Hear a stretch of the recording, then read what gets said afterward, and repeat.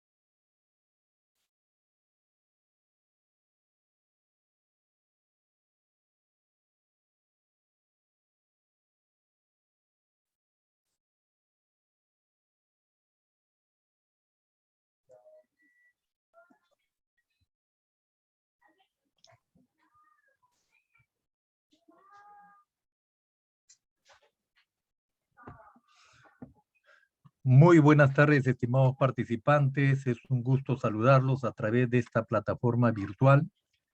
El día de hoy vamos a disertar sobre un tema muy interesante que está relacionado al manejo del paciente post-COVID-19. ¿Sí?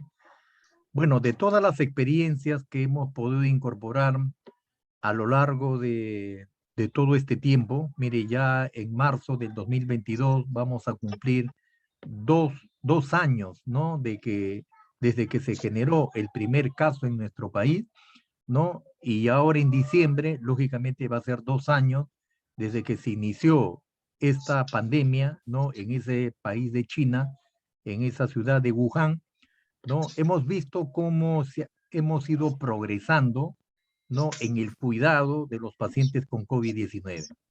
Lógicamente que ahora se tienen mejores estrategias. Mira que me manda el link. A ver, por favor, hay un audio que está encendido. No sé si podrían ayudarme a mantenerlo. Ya, muy bien. Bueno, les comentaba de que a lo largo de estos 2 años que ha transcurrido esta pandemia del COVID-19, nos hemos enfrentado a muchas situaciones difíciles, ¿sí? Ustedes saben que la primera ola no ha sido una cosa sencilla porque no se conocía realmente el comportamiento epidemiológico de la enfermedad, ¿sí? La segunda ola fue algo más catastrófico, ¿sí? Fue con mayor intensidad. Y esta tercera ola, que nuevamente ya estamos observando el incremento del número de casos, lógicamente que como ya conocemos, ¿no? A la enfermedad, lógicamente que ya es un poco manejable, ¿no? En el cuidado. Por eso que en esta oportunidad les voy a brindar algunos alcances, ¿no? Que están relacionados al manejo del paciente post-COVID, ¿sí? Acuérdense que también es interesante que ustedes conozcan, ¿no? Cómo evoluciona la enfermedad y cuáles son los efectos catastróficos que tiene esta enfermedad del COVID-19.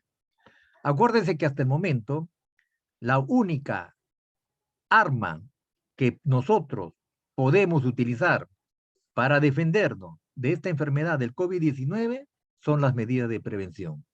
Tenemos que continuar generando el lavado de manos. Tenemos que continuar con el aislamiento, ¿sí? Yo creo que con eso por lo menos tenemos que tratar de conservar y tenemos que tratar de protegernos, ¿verdad? Y aparte tenemos que usar pues, nuestra mascarilla. Hoy he observado que lastimosamente hemos bajado la guardia de una manera muy significativa. Veo con bastante preocupación que las personas ya no usan la mascarilla de una manera recurrente. Estoy observando que algunos utilizan y los que utilizan no lo utilizan de una manera incorrecta y otros que ya no desean utilizar. O sea, nos hemos cansado en utilizar la mascarilla. Pero hasta el momento, la única barrera de contención para que el virus no ingrese a nuestro organismo es la mascarilla. Y acuérdense que la mascarilla no nos protege contra el ingreso de este mortal virus, que la puerta de ingreso es la vía respiratoria. Entonces, si no utilizamos de una manera correcta, nos podemos volver nuevamente a contaminar, ¿sí? A contagiar. Acuérdense que las vacunas, ¿no? Si bien es cierto, muchos de ustedes ya deben haber recibido la primera y la segunda dosis, porque ya estamos ya en el grupo de los adolescentes, ya se van a vacunar los infantes, entonces ya por lo menos tenemos una protección parcial. Si bien es cierto, no nos cubre el 100%, no nos da 100% de inmunidad, pero por lo menos evita que progresemos a casos severos, ¿sí? Por eso que les recomiendo, hasta que no se controle, hasta que no se haya definido, ¿no? Toda esta condición de esta enfermedad del COVID-19, continuemos con la medida de protección, ¿sí? Muy bien, con este preámbulo, ahora sí vamos a darles algunos alcances sobre el manejo del paciente post-COVID-19. Muy bien. Bueno, para todos los participantes, por favor, es bueno, por favor, siempre agradecer a nuestro Señor por la vida y por la salud. Si estamos presentes en esta oportunidad es por su infinita bondad, por su infinita misericordia, ¿sí? Bueno, les comento que yo también soy un sobreviviente de esta enfermedad del COVID-19. Es un cuadro moderado y bueno, con la bendición del Señor Todopoderoso no progresé a un cuadro severo, ¿no? Tal vez no estaría presente con ustedes si me hubiera complicado. Muchas de las personas que ingresaron conmigo al hospital, muchos de ellos se complicaron, hicieron casos severos y muchos de ellos han fallecido, ¿sí? Por eso, por favor, con estas experiencias, es pertinente que nosotros continuemos con los cuidados que sean necesarios y agradecer a nuestro Señor, ¿no? Por la vida y por la salud, ¿sí? Muy bien. Este es el mortal virus, ¿no? Denominado SARS-CoV-2, ¿no? Que me genera este famoso síndrome respiratorio agudo severo, ¿sí? Este virus, ¿por qué se caracteriza? Como ustedes están observando, este virus, lógicamente que su diámetro, el diámetro, ¿no? El diámetro del virus es de 0,12 micras, ¿sí? Este es el diámetro del virus. Cuando nosotros usamos una máscara N95, la máscara N95, ¿no? Que es una máscara especial, ¿no? Ahora he visto con bastante preocupación, lamentablemente, que ya se han elaborado máscaras, ¿no? Que no son N95, que se parecen a la N95, pero que no son.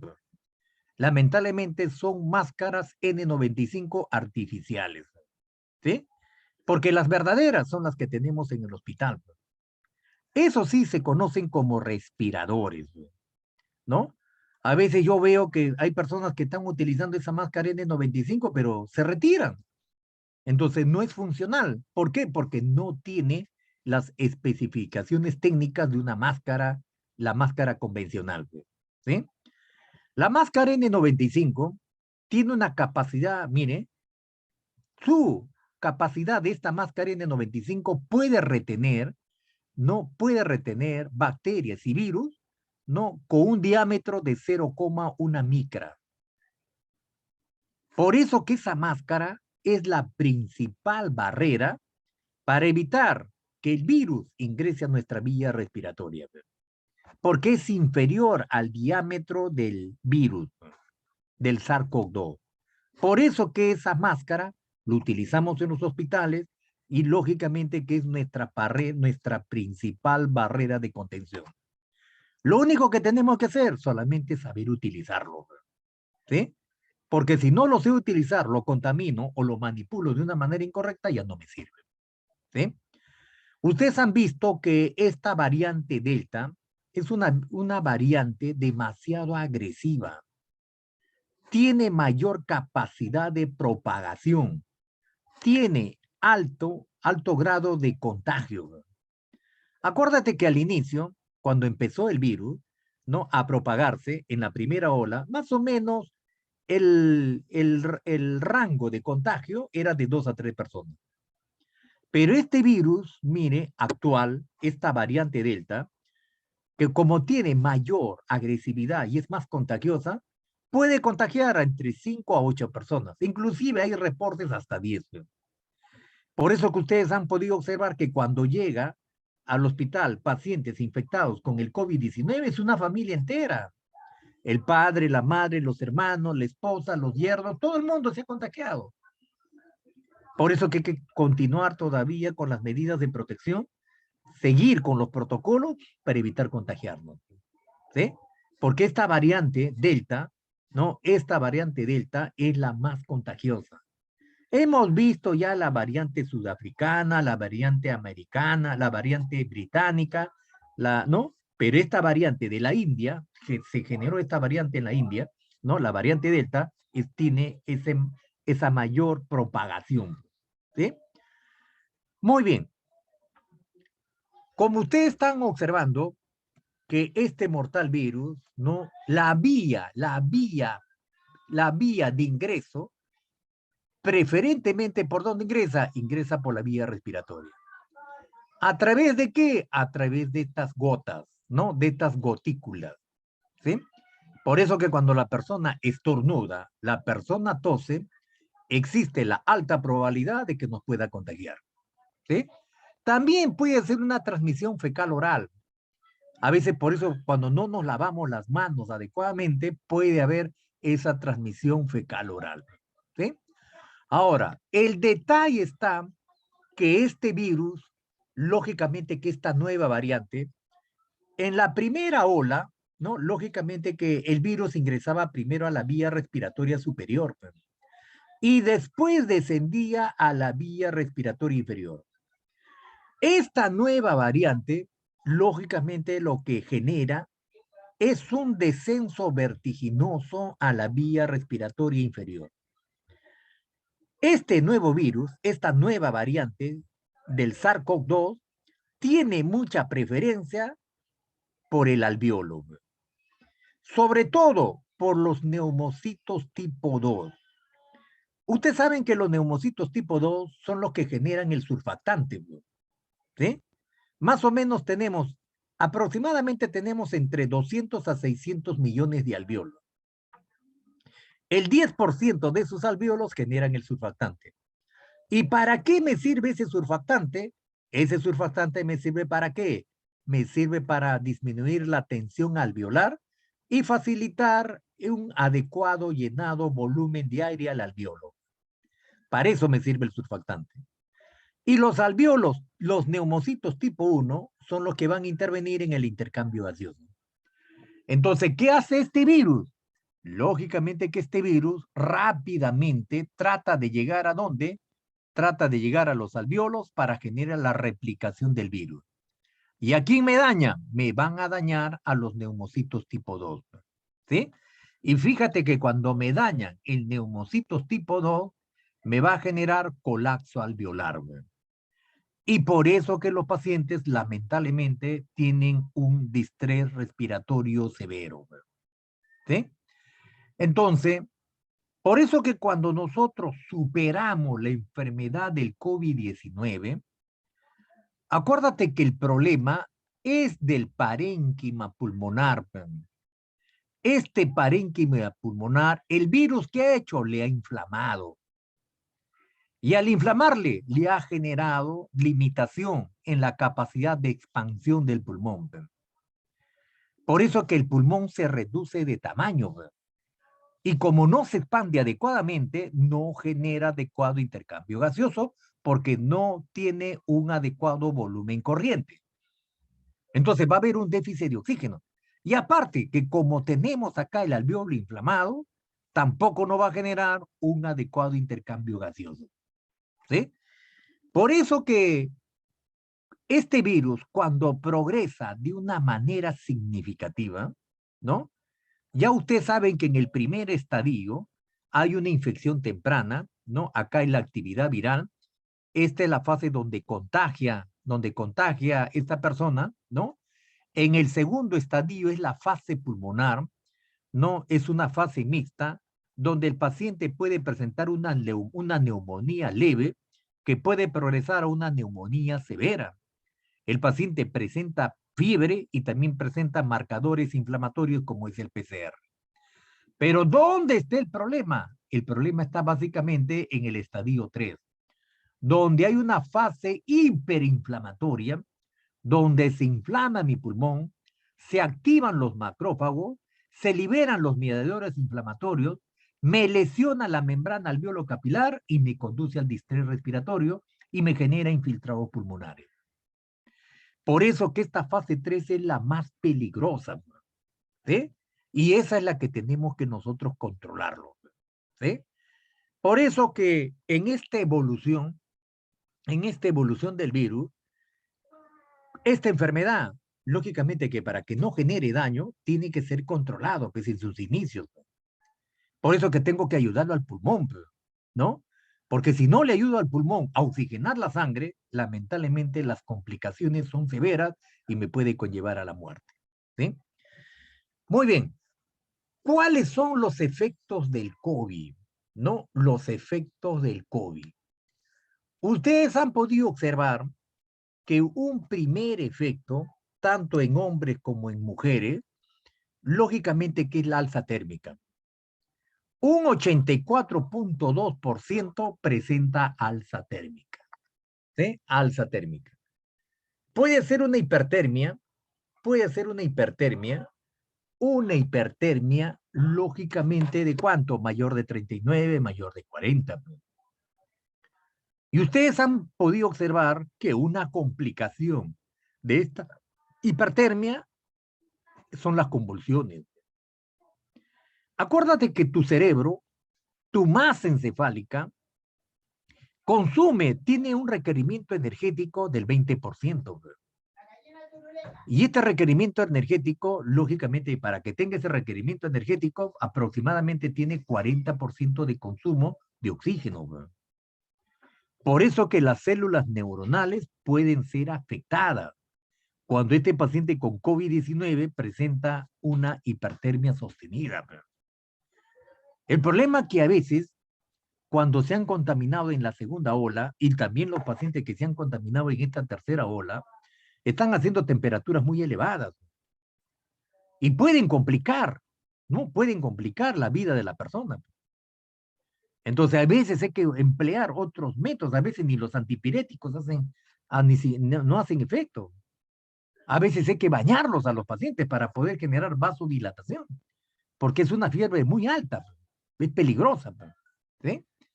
¿Qué más presenta el paciente? Presenta tos, una tos seca.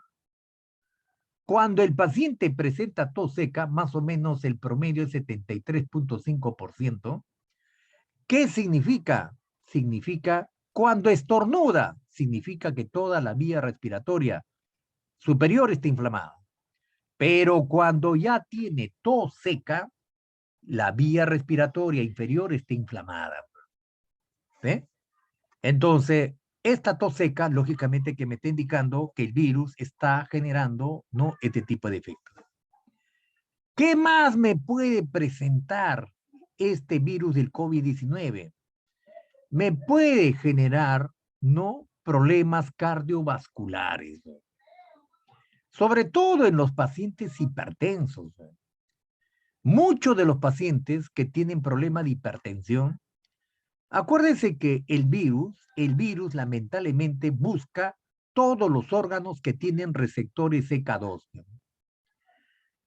Los receptores CK2, ¿no?, lo tenemos en el encéfalo, lo tenemos en el corazón, lo tenemos en los pulmones, lo tenemos en los riñones, ¿no? Lo tenemos en los intestinos, lo tenemos en todo, casi todos nuestros órganos. Estos receptores CK2 es como si fuera la llave de tu puerta para que tú puedas ingresar. Por eso que este receptor CK2, cuando llegue el virus, le abre la puerta. Entonces, por eso que ingresa el virus como si estuviera en su casa y me genera todo ese tipo de problemas. ¿Sí? Entonces, estamos observando que todos los órganos vitales se pueden ver comprometidos. ¿Sí? Muy bien. El virus, como ya hemos indicado, tiene alta predisposición por el tejido pulmonar. ¿Qué me va a generar? Neumonía. Un 80% de los casos han terminado con neumonía. Y por eso que cuando nosotros manejamos un paciente post-COVID, ese paciente puede quedar con unas secuelas pulmonares, ¿no? Y una de esas secuelas pulmonares es la fibrosis pulmonar, ¿no? Sobre todo las personas que han tenido mucho tiempo en la unidad de cuidados intensivos, que han estado con ventiladores, ¿no? Sometidos a ventilación mecánica, ¿más de cuánto? ¿Más de cuánto? Más de 30 días. El problema es que ese tejido inflamado, ¿no? Ese tejido inflamado se puede adherir, ¿no? Puede generar adherencia. Acuérdate que tenemos una pleura parietal, tenemos una subpleura que se pueden adherir, ¿sí? Y al adherirse, lógicamente que puede generar disminución de mi capacidad ventilatoria. Me puede conllevar a fibrosis pulmonar. Por eso que muchos de estos pacientes necesariamente tienen que ser sometidos a terapia respiratoria. ¿Por qué? Porque todo ese tejido inflamado, ¿no? Al pasar el efecto inflamatorio, lógicamente que ese tejido nuevamente va a regresionar. Pero ¿qué pasa? Lógicamente que al regresionar se pueden adherir. Y al adherirse me puede generar fibrosis pulmonar. Por eso que en algunos pacientes que han estado mucho tiempo en la UCI, una de las complicaciones es la fibrosis pulmonar. ¿Sí? Muy bien. Otro efecto del COVID-19 es la dislipidemia. Acuérdense que la dislipidemia no es un trastorno mixto, es un incremento de los triglicéridos y es un incremento del colesterol. Y eso también nos puede generar problemas cardiovasculares, nos puede generar aterosclerosis, nos puede predisponer a que los pacientes se puedan infartar, ¿no? Pacientes que tengan problemas de dislipidemia pueden tener, mire, exceso, ¿no? De tejido graso en las arterias, me puede generar aterosclerosis. Y una aterosclerosis me forma una placa ateromatosa. Y una placa ateromatosa se puede romper.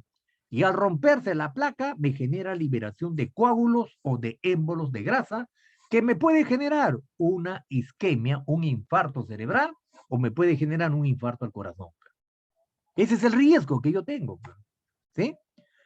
Lo otro es la diabetes mellitus, un 19.4%.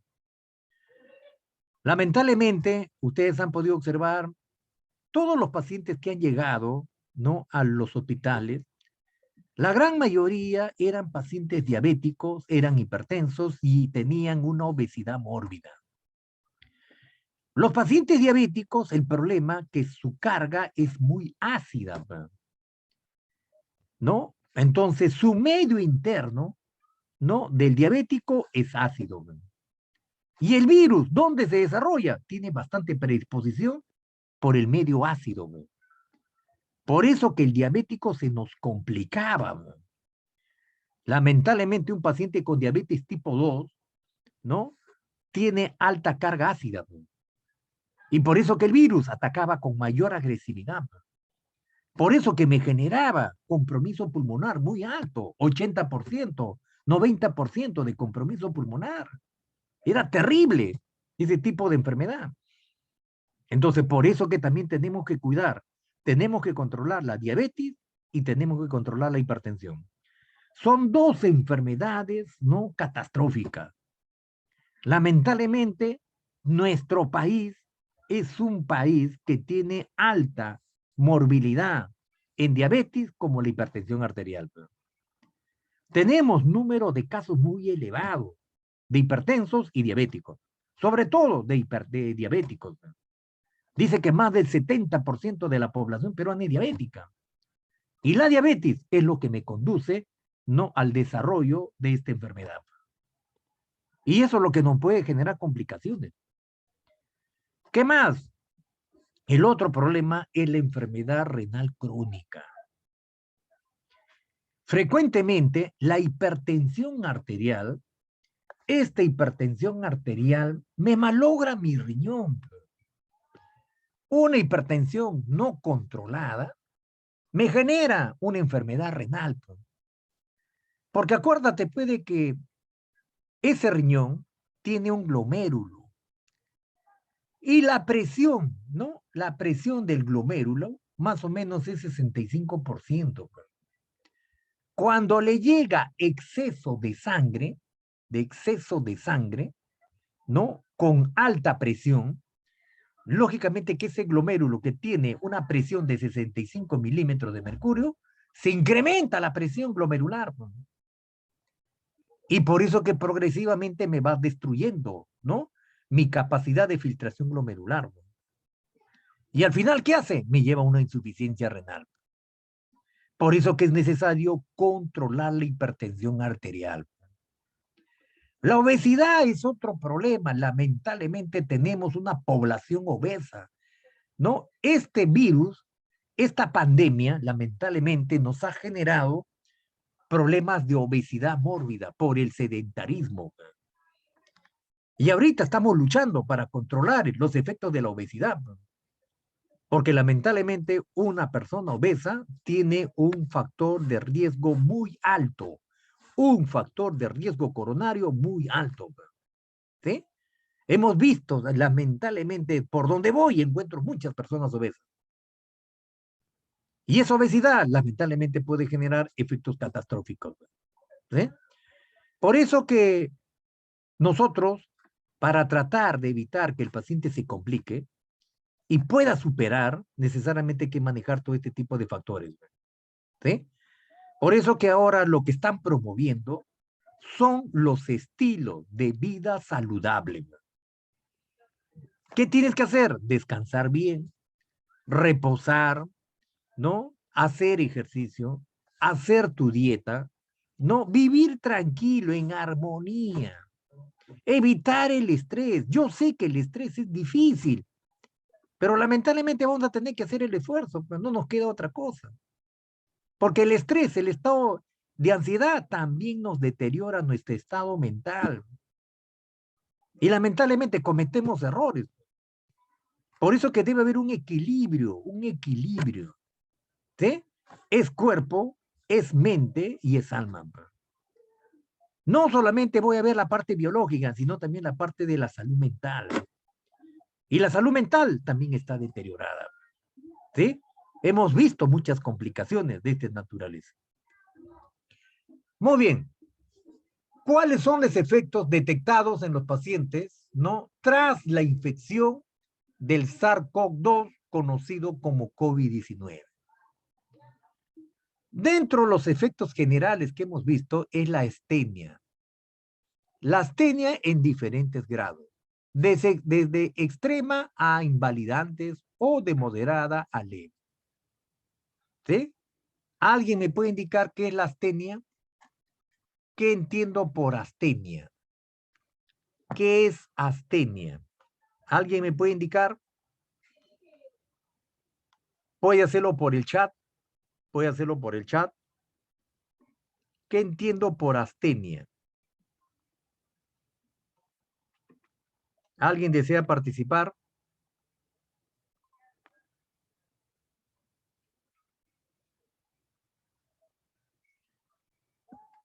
Muy bien.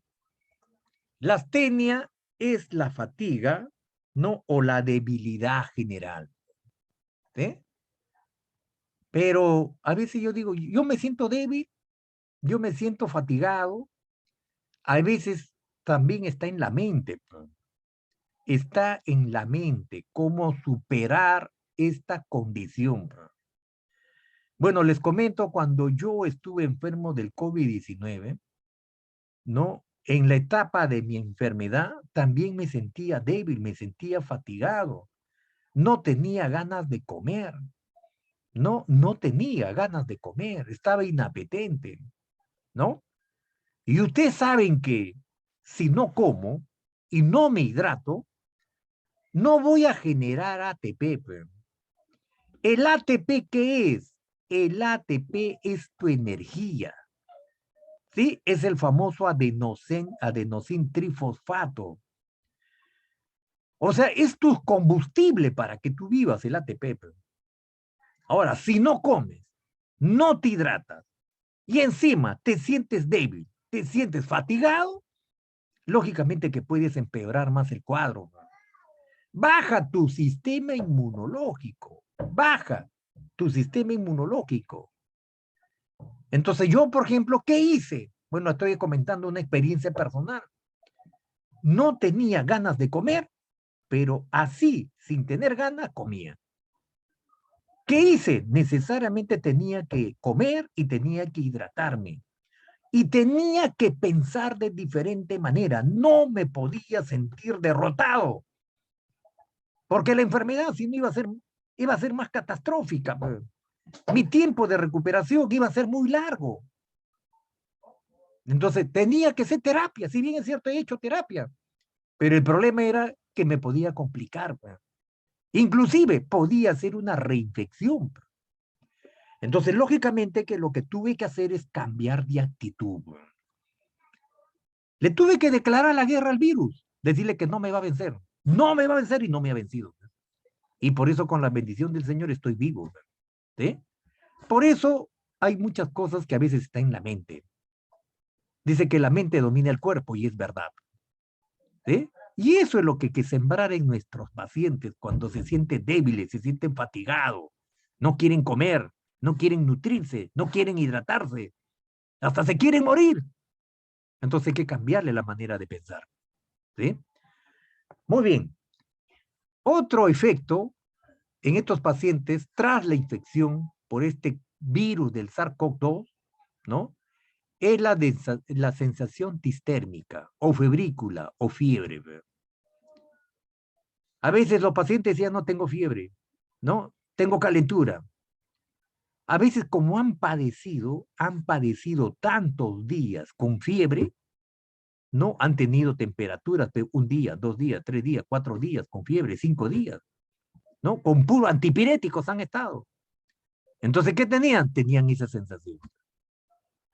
Entonces, lógicamente que también, para poder controlar eso, hay que indicarles, yo le controlaba la temperatura, ¿no? Yo le controlaba la temperatura, no tenían fiebre, tenían 37, pero 37 es febrícula. Y acuérdate que cuando tienes esa sensación, ¿no? Tu estado de ánimo puede incrementar, pues incrementa tu metabolismo. Y si incrementa tu metabolismo, puede incrementar algunos grados tu temperatura corporal. ¿Sí? Eso también hemos visto en los pacientes. ¿Qué más? El malestar general. Ya sobrepasaron la enfermedad, pero siguen con el malestar general. Bueno, yo les comento, en mi caso, por ejemplo, el malestar general lo fui venciendo progresivamente. ¿Sí? Hasta ahorita, por ejemplo, tengo algunos dolores en la espalda, como si estuviera estrujado. ¿Sí?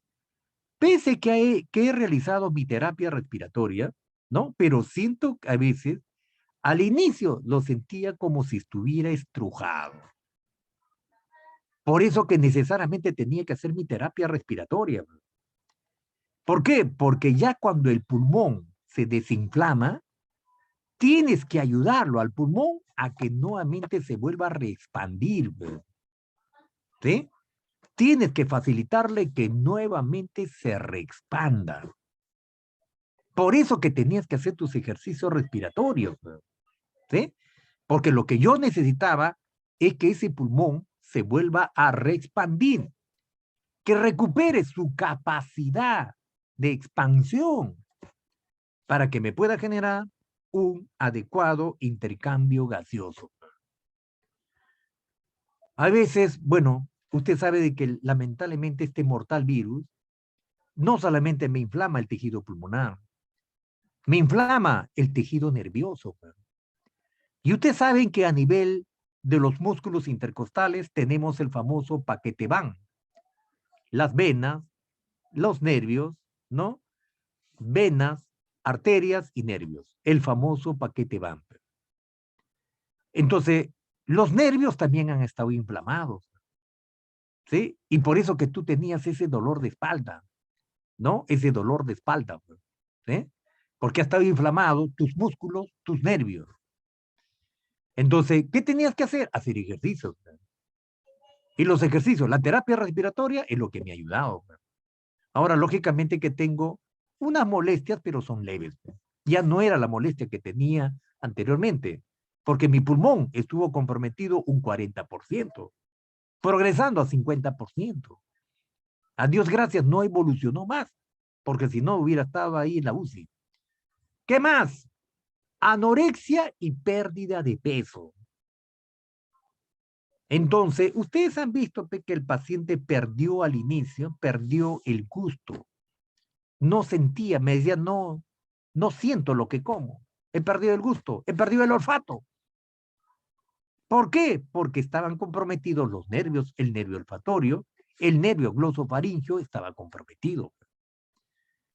Algunas personas dicen, algunas reportan que le ha sido dificultoso recuperar el sentido del gusto y el sentido del olfato.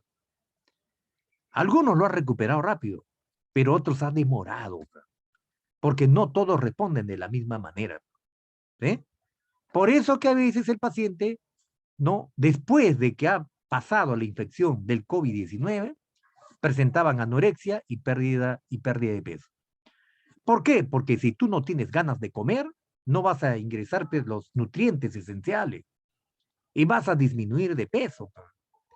Por eso que progresivamente hay que estimular al paciente que pueda comer. Porque la única forma de fortalecer tu sistema inmunológico es con la nutrición. Por eso pues habrá que estimularlo para que pueda revertir la anorexia.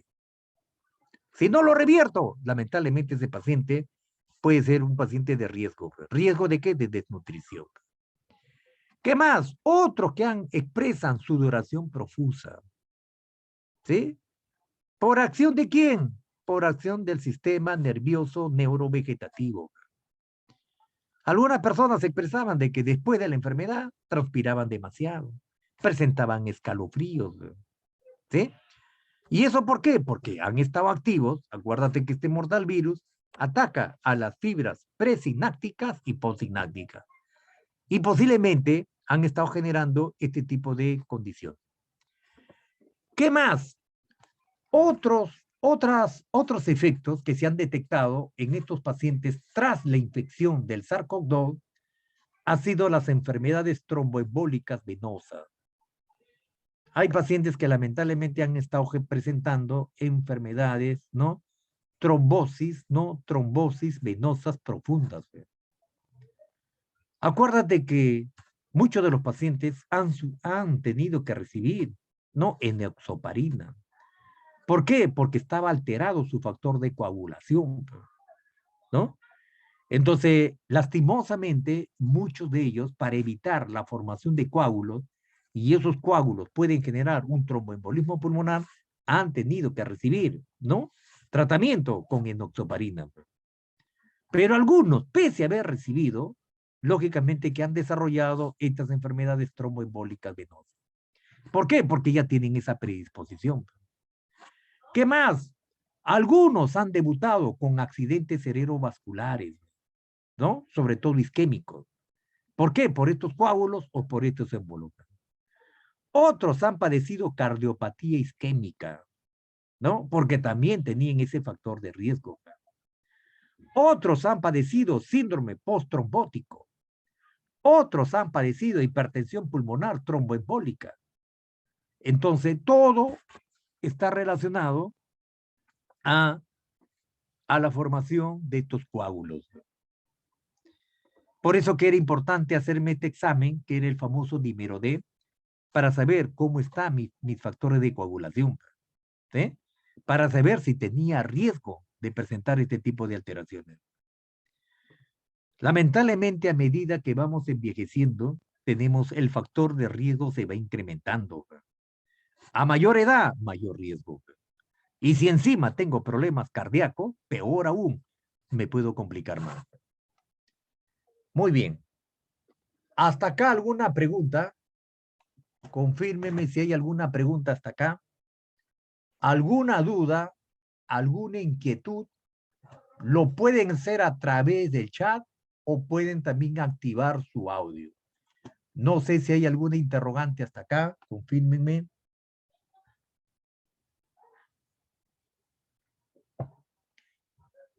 Muy bien. Continuamos. ¿Qué otros efectos se han detectado tras la infección de este virus del SARS-CoV-2, conocido como COVID-19? Respiratoria. ¿Sí? Bueno, en algunos pacientes todavía queda el reflejo de la tos seca. ¿Sí? Acuérdate que nosotros tenemos lo que se llama el reflejo tusígeno. Y el reflejo tusígeno es el reflejo de la tos.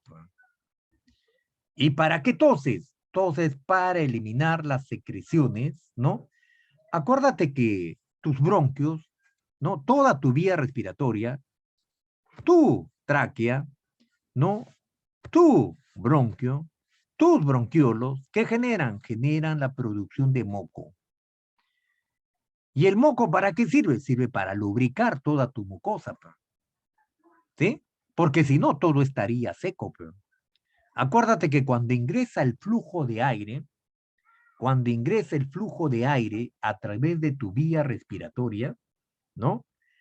Este flujo de aire, lógicamente que reseca la mucosa. Por eso que tú no me puedes dar oxígeno seco. A un paciente post-COVID no le puedes dar oxígeno seco porque ese oxígeno seco te reseca la mucosa. Tiene que ser oxígeno húmedo. Lo tienes que humidificar.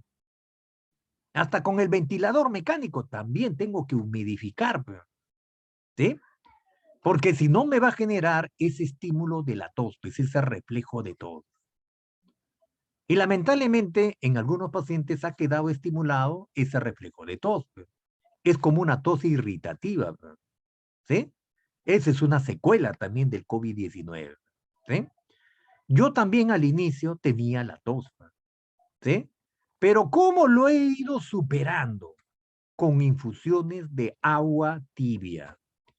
Líquido, líquido, líquido, líquido, eso me ayudó bastante. ¿Por qué? Porque es algo irritativo, algo inflamatorio. Entonces, ¿qué tenía que hacer? Tomar líquido. Porque me recetaron antitusígeno, ¿no? Pero eran demasiado dulces. Entonces, como yo tengo predisposición, tenía mi glucosa que estaba un poco elevada, estaba en el límite, no podía tomar pues esos jarabes tan dulces. Entonces, ¿qué hacía? Agua, agua, agua, agua tibia. Y poco a poco, lógicamente que ese reflejo de tos fue disminuyendo. ¿Sí? Bueno, ahora lo único que tengo, solamente elimino secreciones, que es propia, ¿no? Es el moco, que tengo que eliminarlo pues, con el reflejo de tos, ¿no? Lo elimino, ¿para qué? Para mantener limpia mi vía respiratoria, pues, para que el aire pueda ingresar sin dificultad. Pero en algunos pacientes todavía ha quedado ese reflejo de tos. ¿Sí? ¿Qué otro efecto se ha visto en estos pacientes tras la infección del COVID-19? Es la disnea de causa multifactorial. Puede ser pulmonar, puede ser musculoesquelética, puede ser cardiovascular o también puede ser depresivo. Pero la disnea, lógicamente que es frecuente pulmonar. ¿Tus pulmones qué necesitan? Necesita, por ejemplo, que para que tú cuides a tu pulmón, necesita que tu pulmón ventile bien. Y para que tenga una buena ventilación pulmonar, necesita que ingrese aire. Pero ese aire no puede ser demasiado frío ni demasiado caliente. Cuando es demasiado frío, te genera congestión. Y cuando es demasiado caliente, te genera dilatación de la mucosa. Por eso, para que tú ayudes a tu pulmón, ¿qué es lo que se recomienda? Se recomienda que no hagas cambios bruscos de temperatura. Como un paciente post-COVID-19 no me puede abrir pues la refrigeradora con el cuerpo caliente. Tú me abres la refrigeradora con el cuerpo caliente, me vas a generar un broncoespasmo, me vas a generar una contractura de mis músculos intercostales, me va a comenzar a doler el pecho. Entonces tengo que cuidar a mi pulmón. Entonces para eso tengo que evitar los cambios bruscos de temperatura. Ahora, lógicamente, esa opresión o dolor torácico puede ser, ¿por qué? Puede ser por una osteocondritis, ¿no? Pero en una persona ya mayor de 70 años, tengo que pensar que es un infarto. Entonces, también existe la probabilidad, como ha habido ese riesgo de tromboembolismo, yo tengo que pensar que ese dolor opresivo en el pecho puede ser que me esté generando una angina o puede ser que me esté generando un infarto. Por eso que cualquier dolor en el pecho o cualquier dolor torácico lo tengo que descartar. Tendré que tomarle un electrocardiograma de 12 derivaciones para saber si hay una alteración, ¿no?, del ritmo, y tendré que tomarle enzimas cardíacas, ¿no? Lastimosamente, este virus, ¿no? Este virus ha generado una serie de secuelas, ¿no? Y nos ha generado susceptibilidad. O sea, necesariamente vamos a tener que cambiar nuestros estilos de vida. Por ejemplo, yo ya no consumo bebidas alcohólicas. Lastimosamente, he tenido que dejar de consumir las bebidas alcohólicas. ¿Por qué? Porque es un riesgo para mi salud. Y encima, helado todavía, ya no. ¿Cómo voy a tomar bebidas heladas?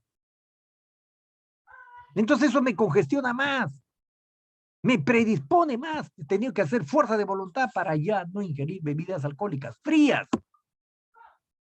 ¿Por qué? Porque mi pulmón todavía no se ha recuperado al 100%. No se ha recuperado.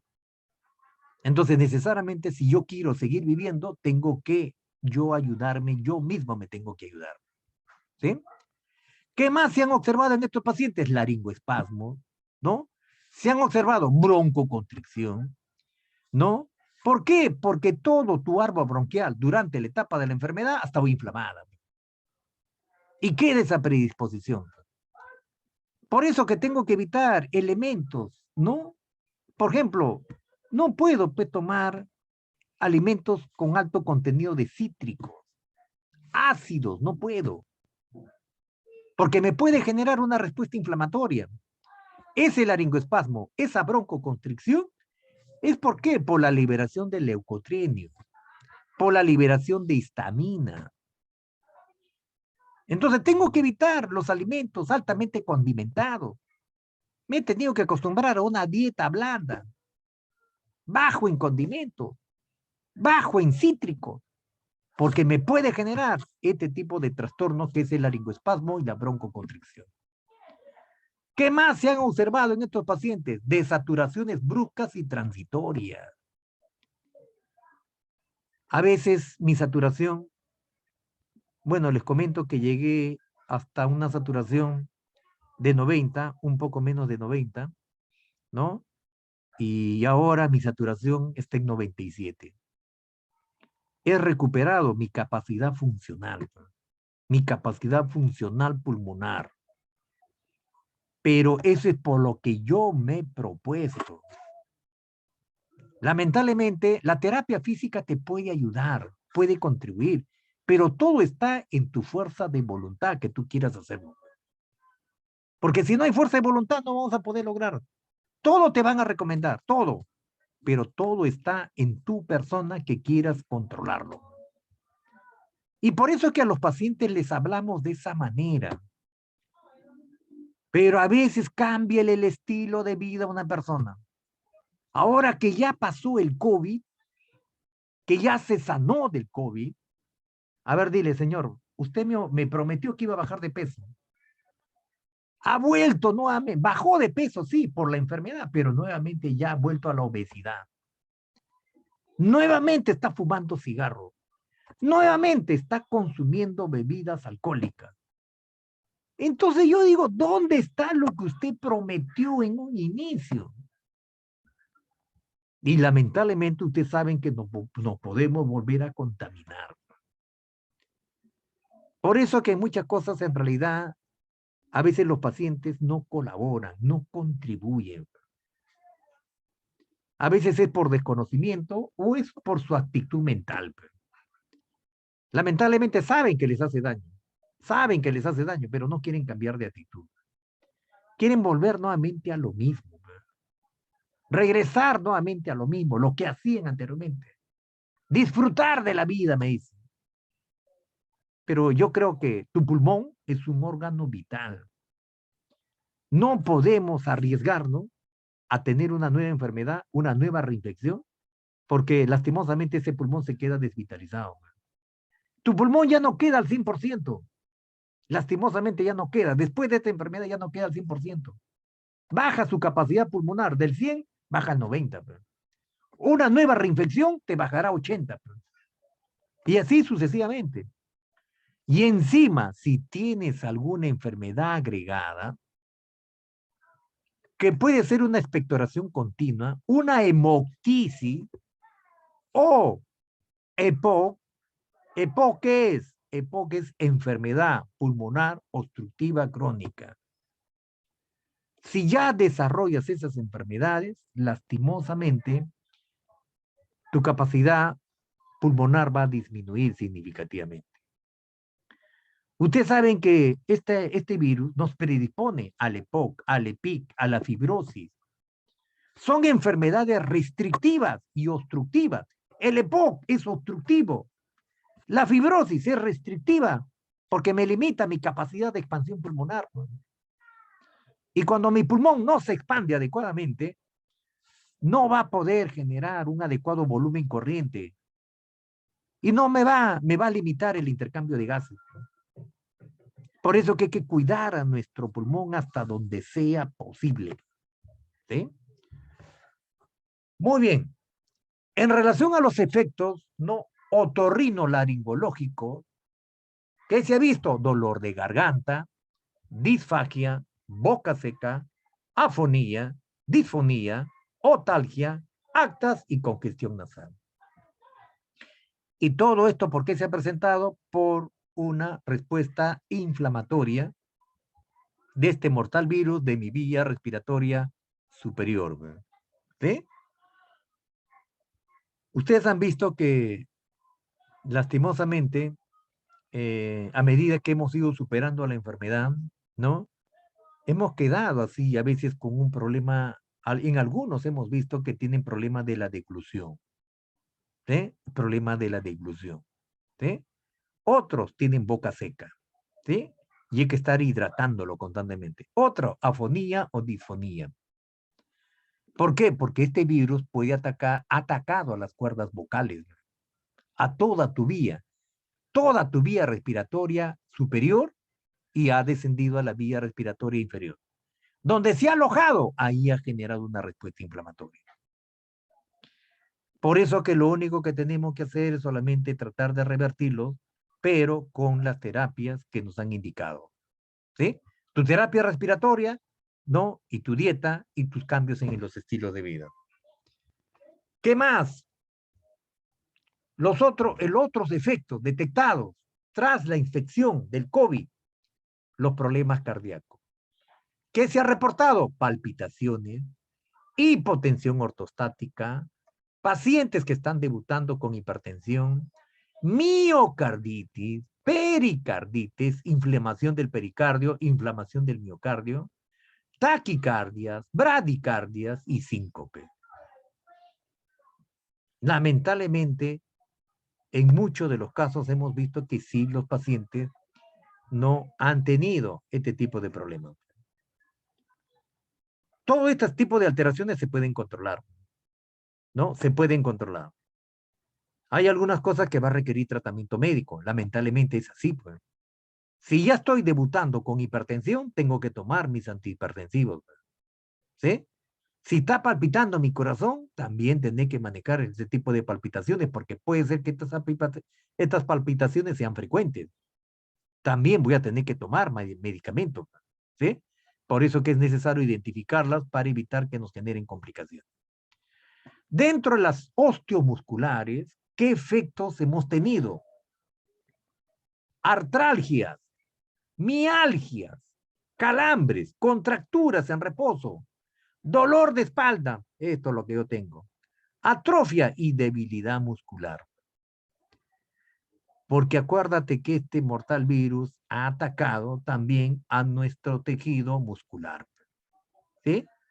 Entonces podemos tener ese tipo de regulación. Ahora, lógicamente, que si yo requiero terapia física, tendré que hacer terapia física. ¿Sí? Por eso que es necesario generar, ¿no?, un control periódico. ¿Sí? Al comienzo, cada 3 meses. Después, cada 6. Y así como vayas progresando, cada 12. Primero a los 3 meses para ver cómo están tus marcadores. Primero a los 3, después a los 6, después a los 12 meses.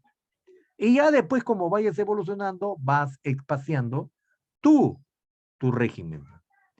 Pero lo que sí, si tienes enfermedades comórbidas o preexistentes, tienes que hacerte un chequeo recurrente.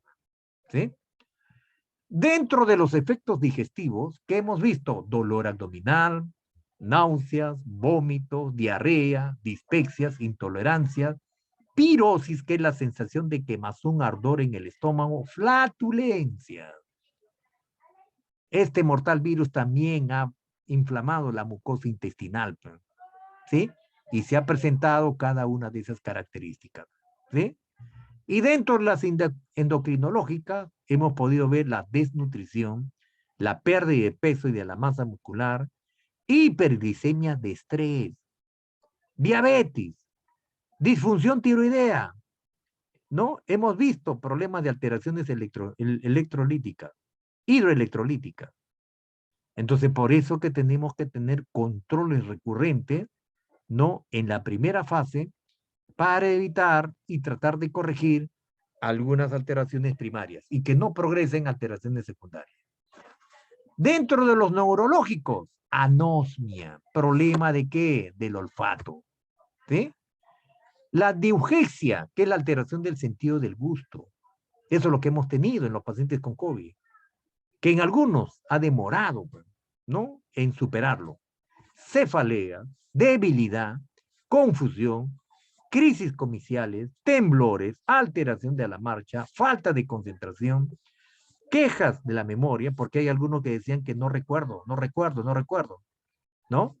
¿Qué más? Parestesias, distesias, mareos, neuropatías, hipoacusia y el síndrome de Guillain-Barré.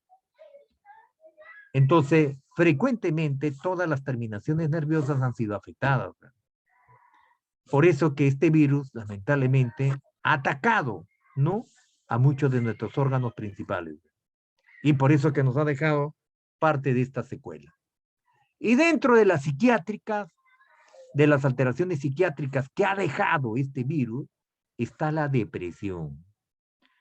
Sobre todo, ¿en quién se ha visto la depresión ahora? Se ve la depresión en niños y se ve la depresión en ancianos. Por eso yo les pido, por favor, hay que tener un poco de paciencia con el anciano.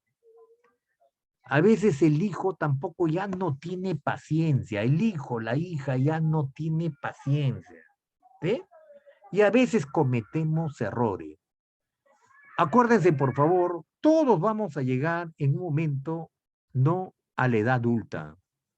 Ahora eres joven, pero espérate que cuando llegues a la edad adulta, no quisiera que también te traten como te tratan ahora los ancianos. Y cuando el anciano recibe un trato inadecuado, se deprime. No quiere comer, no quiere nutrirse, no quiere hidratarse. Y la depresión, lamentablemente, en el anciano es mortal. Baja su sistema inmunológico, se complica de otras enfermedades y se muere. Hay que tener mucho cuidado.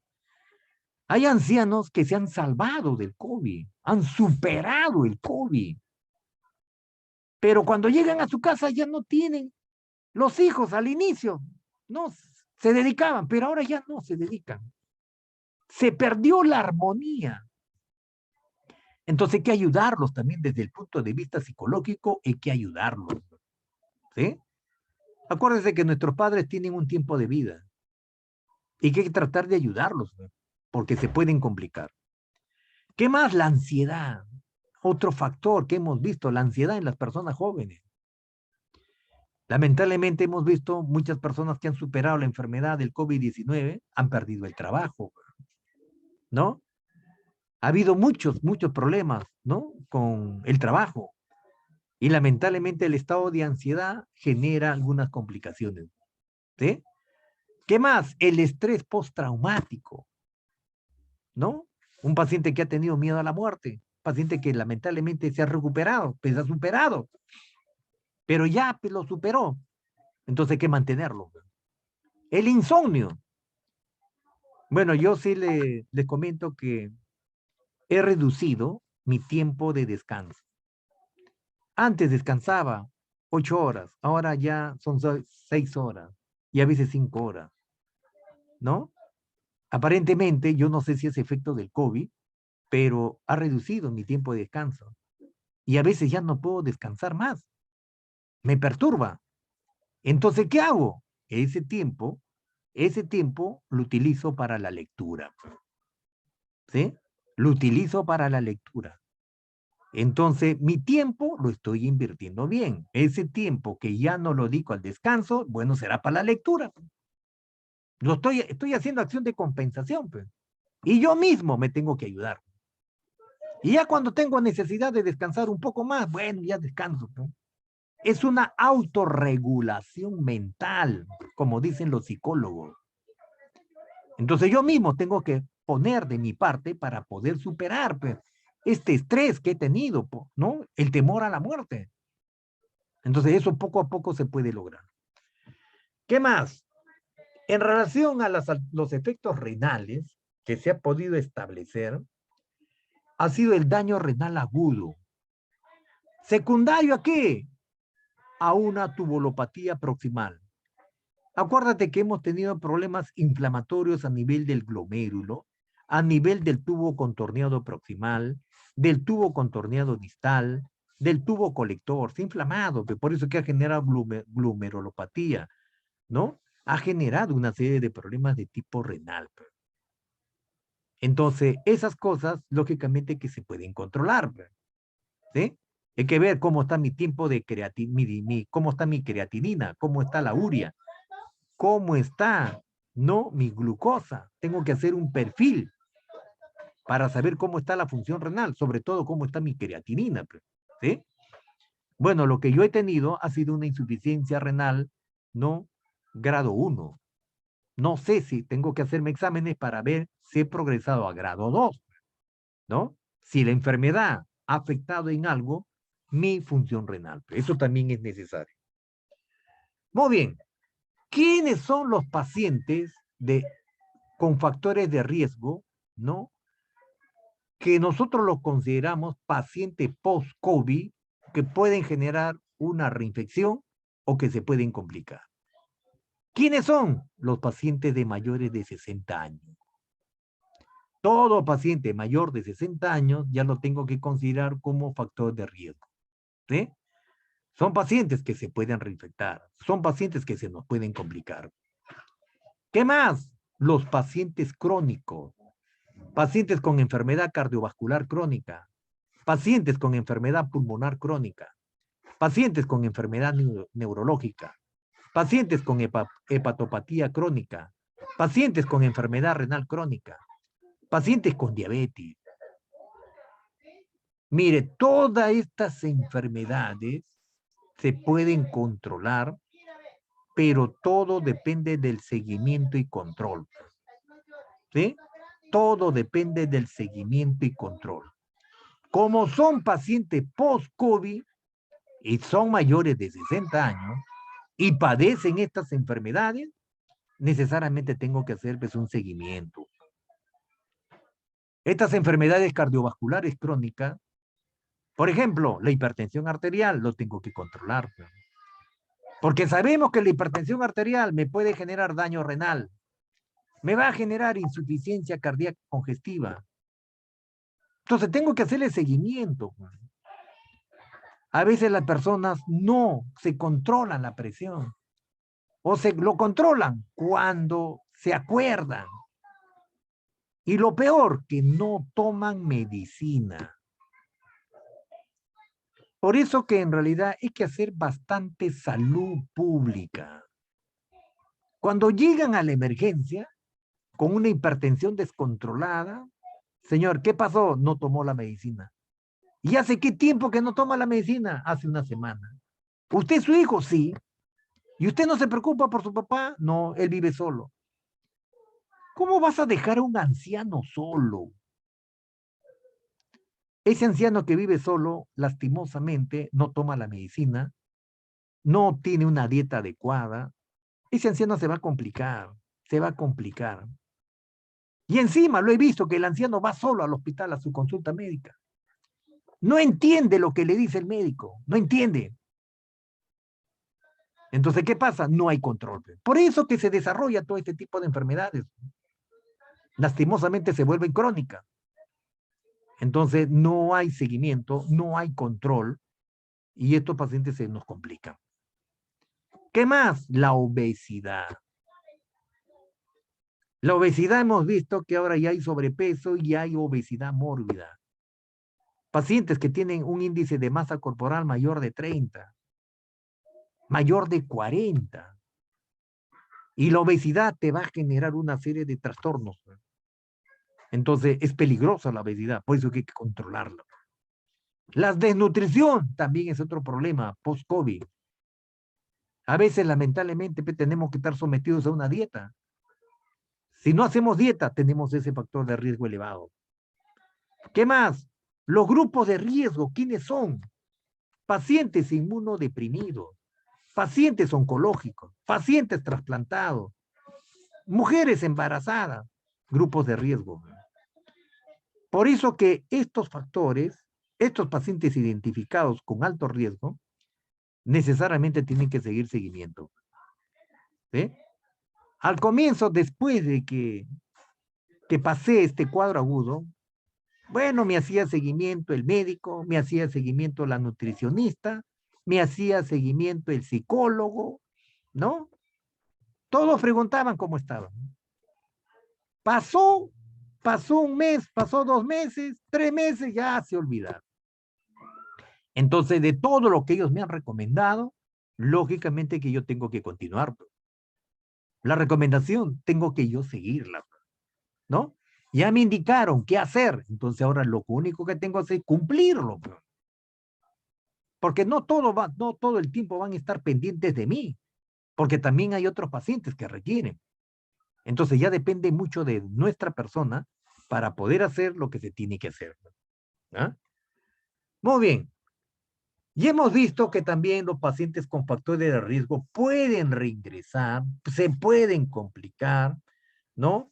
Y necesariamente pueden generar algunas secuelas neurológicas y pueden reingresar nuevamente a las unidades críticas y nuevamente pueden debutar con un ventilador. Por eso que hay que evitar los reingresos. Por eso que hay que evitar que los pacientes se nos compliquen. ¿Sí? Por eso que necesariamente tenemos que tener cuidado con ellos. ¿Ah? Muy bien. Después de todas estas recomendaciones que nos indican, ¿no? Tenemos que continuar con nuestra terapia respiratoria. ¿Sí? Nuestra terapia respiratoria cuando sea necesaria. ¿Sí? Por eso que es importante ver cómo está mi función respiratoria. Tengo que hacerme una espirometría para ver cómo ha quedado mi pulmón, cómo está mi capacidad pulmonar, ¿no? Si ha sido afectada o no ha sido afectada, cómo está, ¿sí? Entonces voy a tener que hacer una serie de ejercicios para poder determinar cuál es mi capacidad pulmonar total, cómo está, si ha recuperado el 100%, ha disminuido al 95% o ha disminuido al 90%. Eso es interesante. ¿Ya? Muy bien. Después de esto, ahora sí viene la parte más importante, que es la rehabilitación respiratoria. ¿Eh? La rehabilitación respiratoria. Esta es la parte del manejo más importante, ¿no? La parte del manejo más importante, ¿sí? Y por eso que te lo voy a explicar con tranquilidad, ¿sí? Muy bien, antes de empezar con la rehabilitación respiratoria, no sé si hay alguna interrogante, alguna duda para poder continuar. ¿Alguna interrogante? ¿Alguna duda? ¿Alguna inquietud? Pueden hacerlo activando, ¿no? Activando el audio o lo pueden hacer a través del chat, ¿sí? ¿Alguna interrogante hasta acá? ¿Algún comentario? ¿Alguna experiencia previa?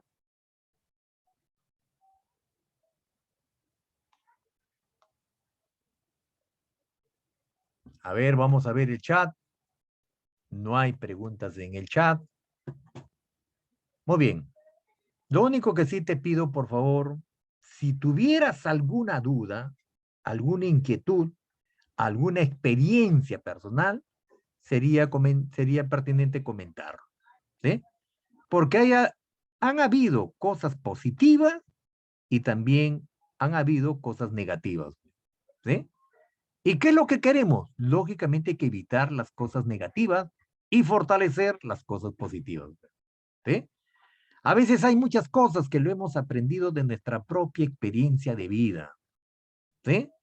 Como esta enfermedad ha sido una enfermedad nueva, hay muchas cosas que lo hemos aprendido de nuestra propia experiencia de vida, ¿sí? Por eso que lo que tú consideras que ha sido positivo es el momento de poder expresarlo, que puede ayudar a otras personas, ¿sí? Por eso que a veces mi propia experiencia de vida, a veces lo comento. No tengo ningún reparo. Tampoco no puedo negar que he estado enfermo, ¿no? Porque sería algo injusto ocultar una enfermedad. Y encima que esta experiencia puede ayudar a otras personas. Entonces yo considero que no debemos ocultar, ¿no? ¿Me he enfermado? Sí, me he enfermado. ¿Lo superé? Sí, lo superé. ¿Sí? Entonces yo creo que es importante a veces nuestra propia experiencia para fortalecer al resto de profesionales de la salud. ¿Y eso para qué? Para mejorar nuestras intervenciones. ¿Sí? Por eso que como me han encomendado hablarle del manejo del paciente, no post-COVID, estamos hablando después de haber padecido la enfermedad, lógicamente que considero que es necesario. ¿Sí? Muy bien, continuamos. Acá tienes tu pulmón, mira, tienes un compromiso pulmonar más del 80%. ¿Cómo llegaba este paciente? ¿Cómo llegaba este paciente no a la sala de emergencia? No les miento, damas y caballeros, llegaba con un distrés respiratorio severo. Llegaba con una saturación menor de 60. ¿Sí? Paciente agitado, pálido, con una frecuencia respiratoria mayor de 40, una saturación menor de 60, ¿no? Paciente con una sensación de falta de aire, una sensación pero terrible, ¿sí? Y lógicamente que tu capacidad pulmonar pues estaba comprometido. Estos pacientes, algunos han superado la enfermedad y lamentablemente algunos no han superado. Se han quedado en el camino. Tengo muchos amigos que en paz descansen, ¿no? Estuvieron en la unidad de cuidados intensivos, ¿no? Luchando por su vida, ¿no? Porque en realidad ellos hicieron un caso leve, se complicaron con un caso moderado y progresaron a un caso severo. Y a veces yo siempre les recomendaba, les decía, por favor, monitoricen bien, ¿no? Vigilen bien. Cuando vean que algo no marcha bien, hay que dar la voz de alerta. Primero estaban con cánula de alto flujo, ¿no? Les colocaron cánula de alto flujo. No progresó la cánula de alto flujo. Bueno, ya tuvieron que intubarlo y someterlo a ventilación mecánica. Pero lastimosamente no salieron. Ninguno de los que ingresaron a la UCI salieron, se murieron lamentablemente. Que en paz descanse. ¿sí? Entonces, por eso, la recomendación es de que necesariamente es controlar tempranamente la proliferación de este mortal virus, la replicación de este virus. Por eso que asumo que en tu casa tienes un oxímetro de pulso. Si tú ves que tu saturación de oxígeno disminuye y tienes dificultad para respirar, algo está pasando con tu pulmón. Porque a veces no tienes fiebre, solamente tienes dificultad para respirar, que se llama disnea, y tu saturación disminuye. De lo que está en 97, baja a 95. De 95, baja a 92. De 92, baja a 90. De 90 a 88. Entonces significa que tu pulmón se está comprometiendo. ¿Qué está haciendo este mortal virus? Está inflamando todo tu pulmón. Por eso que ahora lo adecuado, lo idóneo, lo óptimo es que cada familia tenga un oxímetro de pulso. Por lo menos ese es un indicador. Y observar si el paciente tiene disnea. ¿Sí? Observar cómo está su trabajo respiratorio. Eso sería lo importante. ¿Sí? Pero a veces no tienen, muchas personas no tienen ese dispositivo. ¿Sí? Por eso que este compromiso pulmonar avanza progresivamente. ¿Sí?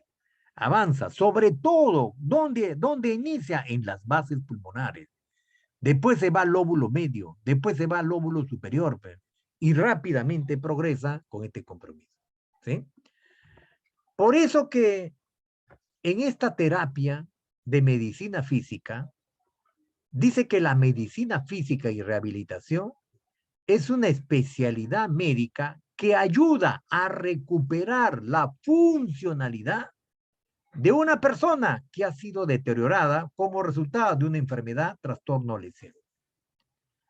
¿Cuál es el órgano más vulnerable en el COVID-19? Los pulmones. Por eso que necesariamente lo que se busca es una atención integral y multidisciplinaria que busca alcanzar el nivel más alto de su función, independencia y calidad de vida. La rehabilitación no revierte ni deshace el daño causado por la enfermedad o lesión, pero sí lo controla. ¿Sí? ¿Qué es lo que quiero hacer? Ayudar a tratar de evitar que genere deterioro pulmonar. Porque posiblemente el daño ya se puede haber producido. ¿Sí? Pero lo que tengo que hacer es evitar que haya mayor compromiso. Eso es lo más importante. Dentro de esta rehabilitación, ¿no? Es crucial para reducir la discapacidad y ayudar a restablecer y optimizar la función respiratoria. Por eso que esta rehabilitación va a mejorar los resultados en materia de salud a estos pacientes con COVID-19 y va a beneficiar a los servicios de salud. ¿Qué es lo que genera? Optimiza los resultados en materia de salud y funcionamiento y facilita el alta temprana y reduce el riesgo de reingreso. Lo más importante es evitar que el paciente reingrese. Hay algunos pacientes que lamentablemente han reingresado, se han complicado y han fallecido. Por eso que es evitar el reingreso. Por eso que hay que poner los escudos, la barrera de contención. Y por eso que necesariamente tenemos que trabajar en eso. ¿Sí? Muy bien.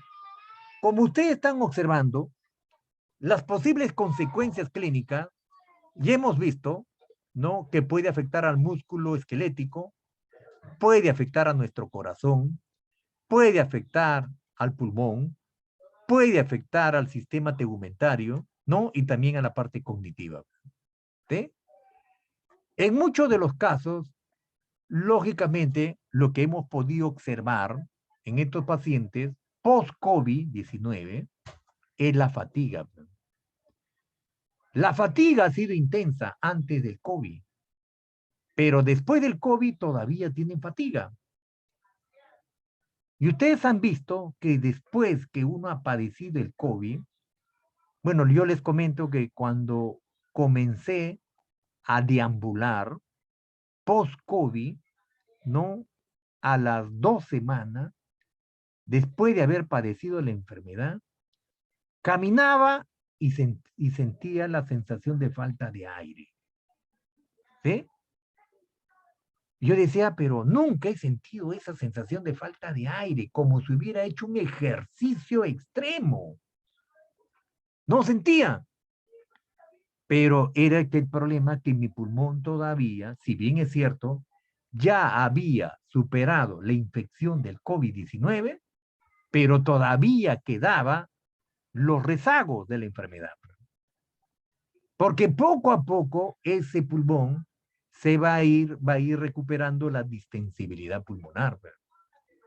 Por eso que sentía dificultad, un poco de dificultad y sentía un poco de fatiga. ¿Sí? ¿Y qué más? Tenía dolor en la espalda. Ya le estoy comentando lo que yo sentía. Pero poco a poco, con mi terapia respiratoria, lógicamente que toda esa progresión fue disminuyendo. ¿Sí? Mi saturación comenzó a mejorar, algo importante. Pero todo estaba en la forma como yo iba contribuyendo. ¿Sí? Si yo no contribuía, lamentablemente podía tener complicaciones que podrían, mire, generar una regresión a mi enfermedad. ¿Cuáles son los objetivos dentro de esta terapia respiratoria o medicina de rehabilitación respiratoria? ¿Sí? Uno es mejorar la disnea y la fatiga. Por si acaso no podemos forzar al pulmón. Yo no te puedo mandar a correr después que ha pasado 2 semanas de la enfermedad del COVID. ¿Cómo te voy a mandar a correr? Todavía tu pulmón está en proceso, ¿no? Todos estos ejercicios tienen que ser controlados. Por eso que el personal de medicina física y rehabilitación lleva una progresión. Primero te hace caminar lento, después no una caminata regular, después de un poquito más intensa, y así se va readaptando. Tú haces un proceso de readaptación, porque has estado en cama, ¿no? Has estado en cama, has hecho poco ejercicio, has estado con reposo obligado, ¿no? Entonces, lógicamente que tienes que generar un proceso de readaptación, ¿sí? ¿Qué más? Otro objetivo es reducir las complicaciones ¿de qué? Reducir complicaciones del desacondicionamiento físico. ¿Y qué significa desacondicionamiento físico? Acuérdate que como has estado en reposo, todas tus articulaciones, tus músculos están flácidos. ¿Sí? Hay flacidez, ¿no? Porque no le estás dando uso. Pues. Imagínate pues que has estado en la UCI 30 días, 40 días. Hay algunos que han estado 60 días. ¿Cómo están esos músculos? Flácidos. En algunos han hecho contractura muscular. Algunos han hecho artrosis. Pierdes flexibilidad. Por eso que necesariamente tengo que volver. Una vez que has superado, te tengo que volver a ¿qué? A estimular los músculos. ¿Sí? Eso necesariamente lleva un proceso. ¿Qué más? Preservar la función pulmonar. Por eso que los ejercicios respiratorios han ayudado bastante. ¿Para qué? Para que ese pulmón nuevamente tenga capacidad de ¿qué? Capacidad de que se puedan reexpandir. Como ha estado inflamado, lógicamente que ese proceso de desinflamación va a llevar un proceso, va a llevar un espacio de tiempo, pero hay que ayudarlo al pulmón, ¿sí? Progresivamente. ¿Qué más? Prevenir y mejorar la disfunción y la discapacidad. Una cosa es disfunción y otra cosa es discapacidad. Lamentablemente, cuando no se hacen bien las cosas, puedes quedar con discapacidad. Puedes quedar limitado. Y lamentablemente, es cuando tu pulmón ya no puede recuperar su capacidad pulmonar total. Entonces vas a quedar con esa discapacidad, o vas a quedar con una limitación. Por eso que lo más importante es tratar de ayudar a que ese pulmón trate de recuperar, por lo menos, ¿no? Acercarnos al 100% de su capacidad pulmonar total. Esa es la finalidad, para que mejores tu capacidad ventilatoria y puedes mejorar tu capacidad oxigenatoria. ¿Qué más? Mejorar la calidad de vida, la depresión, la ansiedad.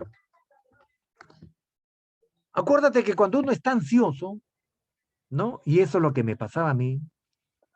Bueno, les comento que al inicio a mí me atacó este mortal virus justo cuando iba a empezar mis clases.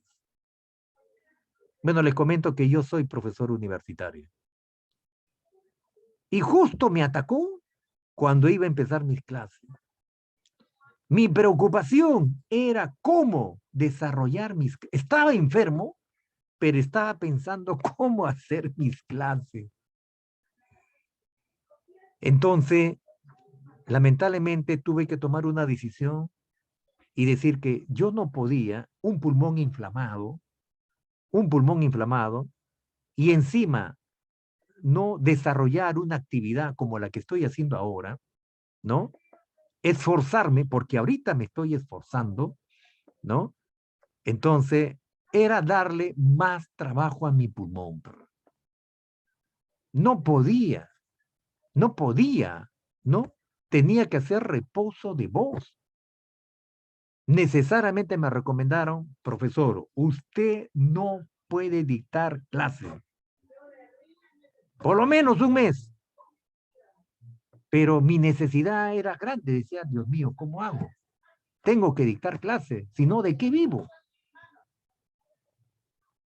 Entonces me dijeron, no puede dictar. Bueno, como no pude dictar, lamentablemente mi estado de ansiedad se incrementó. ¿Sí? Entonces tenía ansiedad y a veces me deprimía, porque no estaba haciendo lo que a mí más me agrada, que es dictar mis clases. Y encima no generaba ingreso. Bueno, la universidad me canceló mi contrato. Me quedé sin trabajo. Y eso me generó mayor ansiedad. Entonces yo dije, no, bueno, le pedí al Señor Todopoderoso, ¿sabe qué, Señor? Ayúdame, Dios mío, dame fuerza. Y con ese soporte espiritual fue superando toda esta condición. Entonces, con tranquilidad, ¿no? Con tranquilidad mental, fue superando. Bajé mi nivel de ansiedad, ¿no? Traté de reorganizar, porque eso también es muy importante en la persona, ¿no? Replantear tus actividades.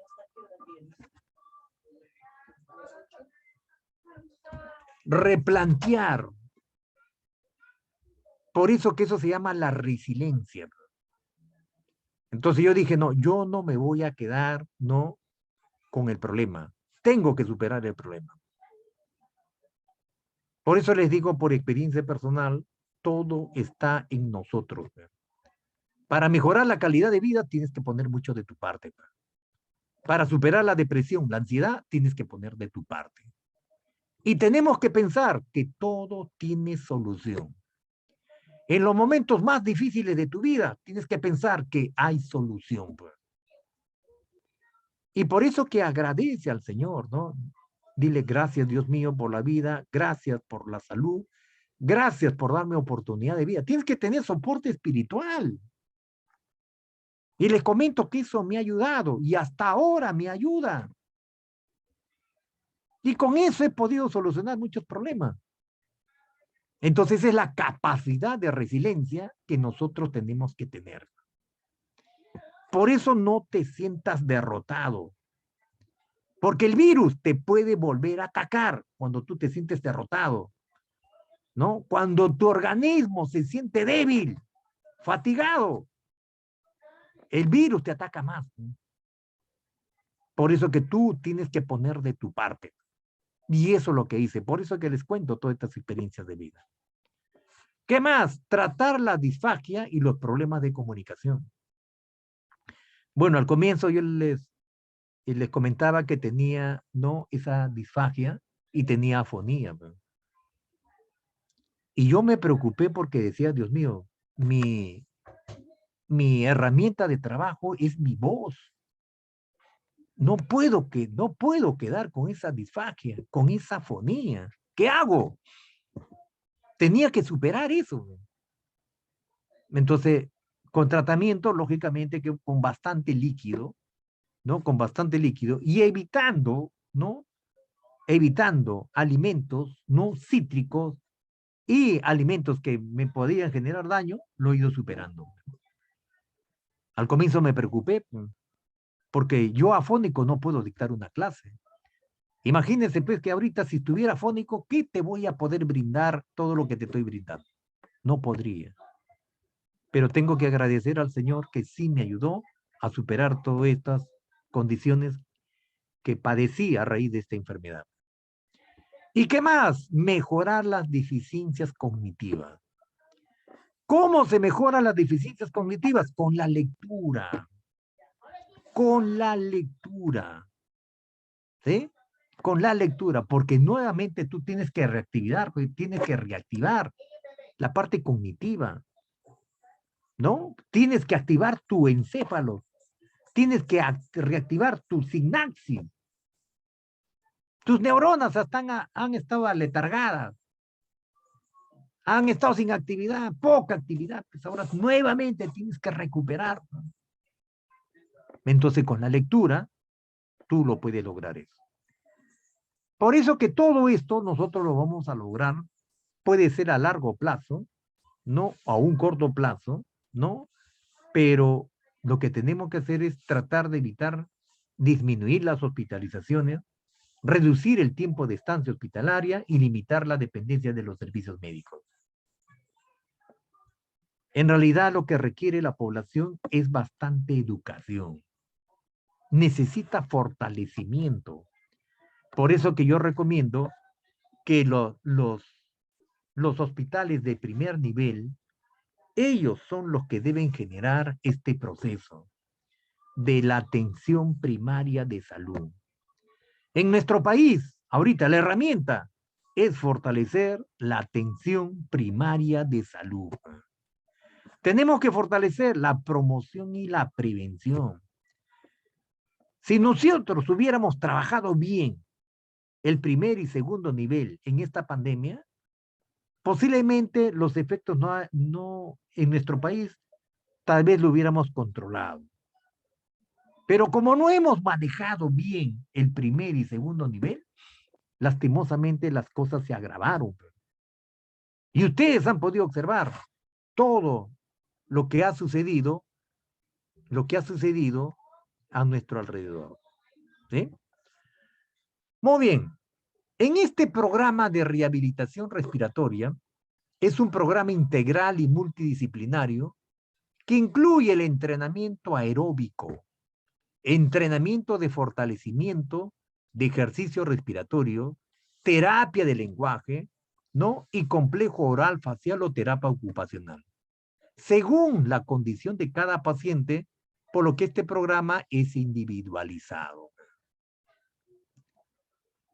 Entonces, tenemos tres áreas fundamentales: la terapia física, la terapia respiratoria, la terapia del lenguaje y la terapia ocupacional.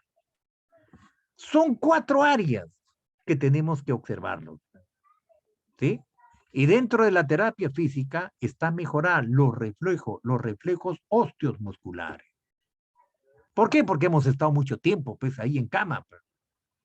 Entonces tenemos que recuperar nuestros reflejos. ¿Qué más? La flexibilidad, pues. ¿Qué más? Mejorar la resistencia física. ¿Qué más?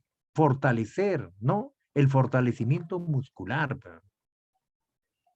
Bueno, yo les comento que yo ahora hago mis ejercicios físicos.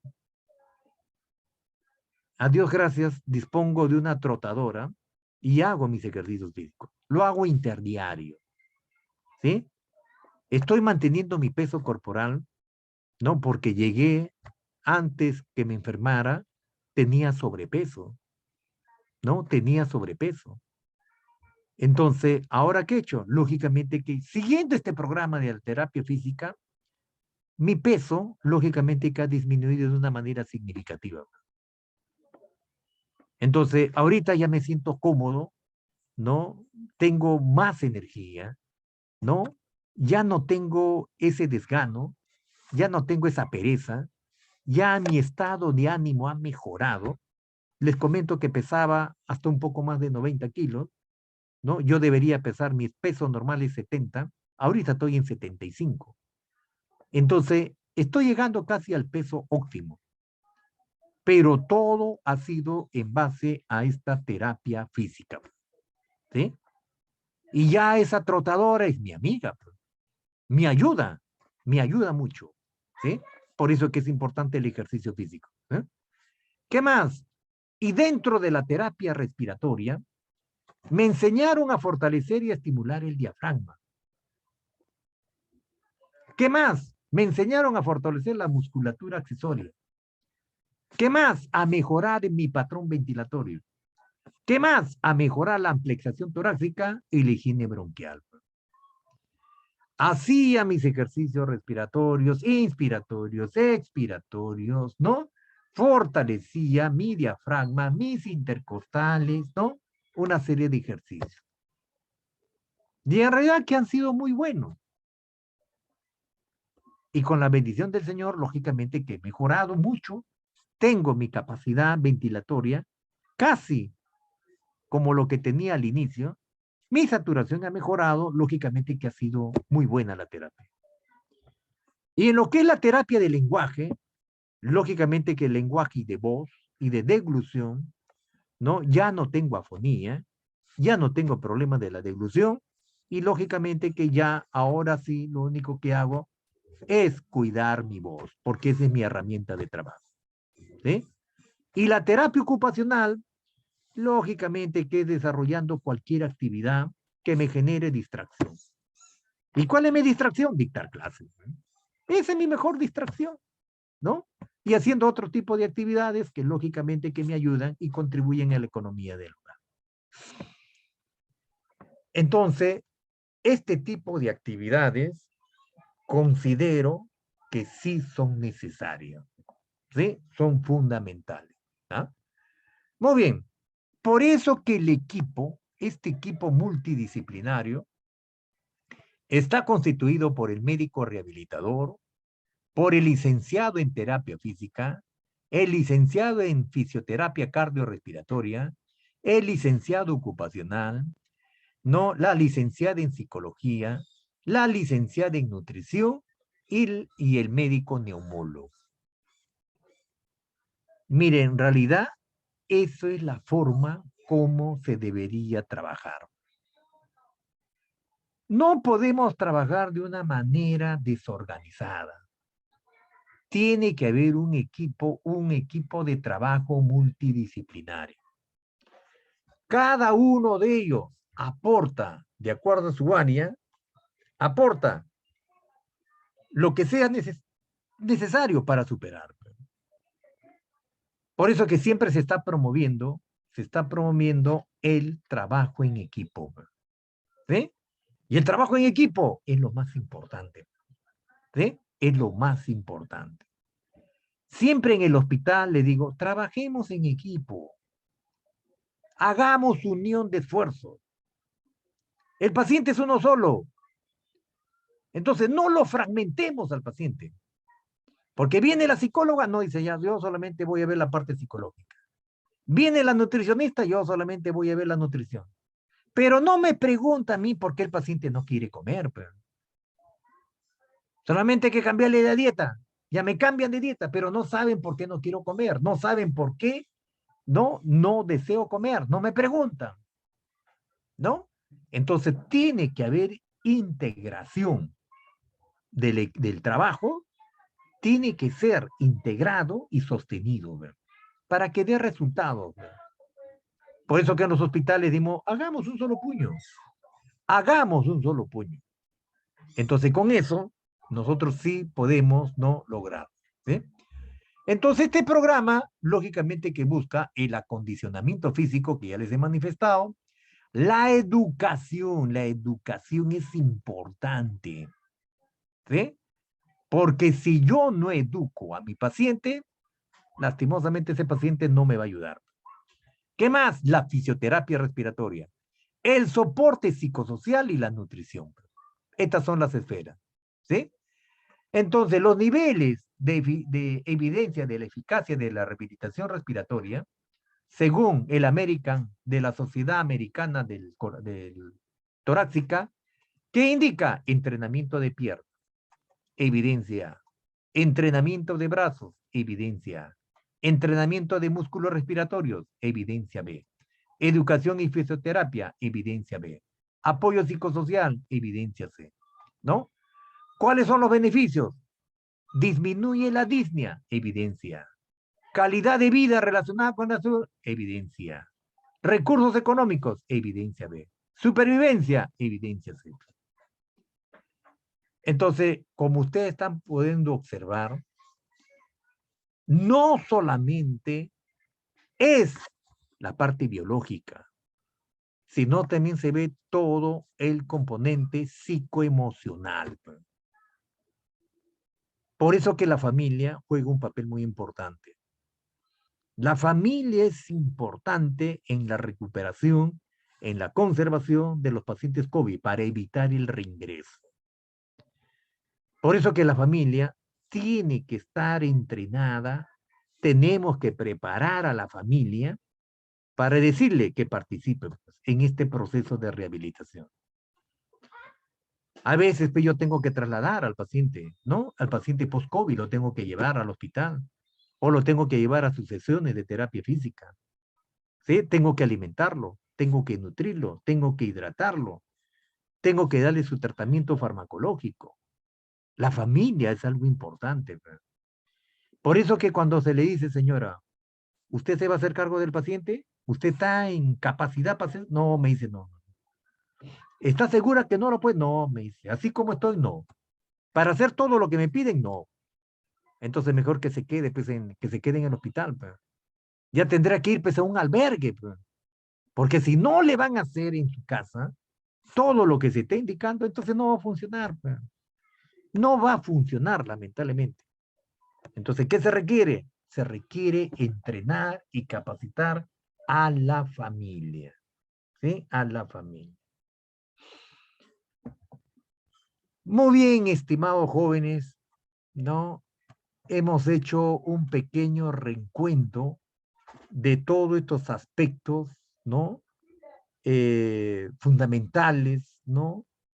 Eh, algunas cosas basadas en mi propia experiencia de vida y no sé si alguno de ustedes tiene algún comentario, tiene alguna inquietud, alguna duda, algún alcance, alguna experiencia que podemos comentarlo. Dejo abierto estos minutos finales para que puedan formular sus interrogantes.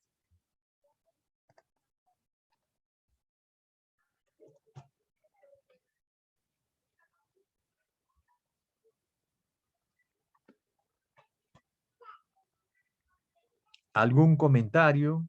Pueden activar el audio. Pueden activar el audio o lo pueden formular a través del chat.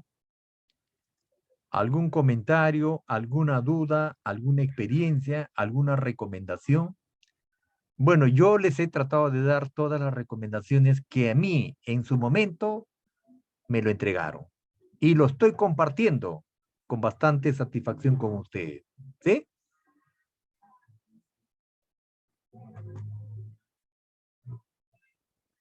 Bueno, no veo ningún comentario en el chat, ¿no? A ver, Marilú Guamán. Marilú Guamán. Marilú. ¿Estás ahí, Marilú? Geli Yasmín. Geli Yasmín. Giovanna. Giovanna. Erika Kohler. Erika Kohler. Bueno, al parecer Al parecer ha quedado todo claro, ¿no? Porque no hay interrogantes, no hay comentarios. Bueno, lo único que sí deseo expresarles un agradecimiento muy especial por este espacio que ustedes me han brindado y de compartir parte de mis experiencias profesionales y también compartir parte de mis experiencias de vida, ¿sí? Yo creo que si Dios me ha dado la oportunidad de seguir con vida, es justamente con ese motivo, ¿sí? De compartir estas experiencias y tratar de contribuir en el fortalecimiento de sus competencias profesionales. Les agradezco de una manera muy especial su participación el día de hoy. Muchas gracias por haberme permitido estar con ustedes. Les deseo lo mejor de los éxitos. Cuiden mucho a su familia. Continúen protegiéndose, por favor. No bajen la guardia hasta que ya no exista evidencia que nos volvamos a contagiar, ¿sí? Acuérdate que la vacuna solamente es un protector parcial. Acuérdate que solamente la vacuna evita a que progresemos a casos severos. Que podemos desarrollar un caso leve, sí. Que podemos hacer un caso moderado, sí. ¿Sí? Y acuérdate que tenemos varias variantes, ¿sí? Varias variantes. Entonces, sobre todo esta variante Delta, ¿no? Que tiene un comportamiento más agresivo, hay que tratar de cuidar. Por eso, mientras que tengamos todavía el problema, ¿no? Tenemos este problema de esta enfermedad del COVID-19, generar todas las medidas de protección. Entonces, cuidemos a nuestra familia, cuidémonos a nosotros mismos, ¿no? Para tratar de conservar el estado de salud de nuestra familia, ¿no? Y de nuestra comunidad. Muchas gracias por todo, que Dios los bendiga y sigan para adelante, ¿ya? Muy bien, acá hay una pregunta, me dice, en caso de niños, dice, ¿le puede dar recaída? Mire, ya sea un niño, ya sea un adulto, todos somos susceptibles a tener recaída. Y los comento, en el hospital donde estaba trabajando, hubieron casos de recaída. Y esas recaídas fueron más fuertes y algunos lamentablemente fallecieron. Por eso, por favor, evitemos. Ahorita los niños son más vulnerables, son más vulnerables. Acuérdate que los niños están en proceso, están incorporando no anticuerpos, están fortaleciendo su sistema inmunológico. Los adultos, posiblemente su inmunidad ya es una inmunidad pasiva, ya tiene, pero el niño recién está adquiriendo inmunidad. No expongamos a los niños, hay que tener cuidado. Ahora que se inician las clases presenciales, por favor hay que tener cuidado con el aforo, evitar que el niño tenga contacto con niños contaminados. Hay que tener cuidado, porque se pueden contagiar, ¿sí? Muy bien, gracias por todo, que Dios los bendiga, un fuerte abrazo para cada uno de ustedes. Cuídense mucho.